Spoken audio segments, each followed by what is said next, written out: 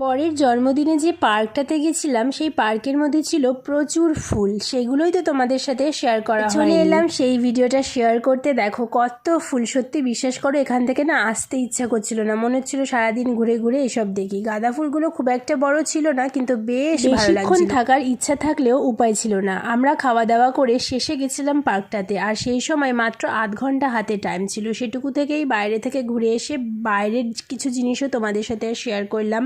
দেখবে এরকম ছোট ছোট খেলনার দোকান বা কসমেটিক্সের দোকান, আমরা মেয়েরা তো সব কিছু দোকান দেখতেই ভালোবাসি।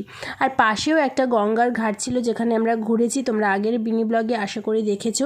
এই ছিল আমাদের সেদিনের ছোট্ট একটা ট্যুর। আর আসার পথে এরকম একটা গেট দেখে ভীষণ ভালো লাগেছিল, তাই তোমাদের সাথে শেয়ার করেছিলাম। ঘুরতে যাওয়া মানেই তো হচ্ছে তারপরের দিন কাচাকুচি, তো সেই জন্যই পরের দিন কাচাকুচি নিয়ে বসে পড়েছি। তো ভিডিওটা যদি ভালো লাগে লাইক করো, সাবস্ক্রাইব করো। সবাই ভালো থেকো, টাটা, বাই বাই।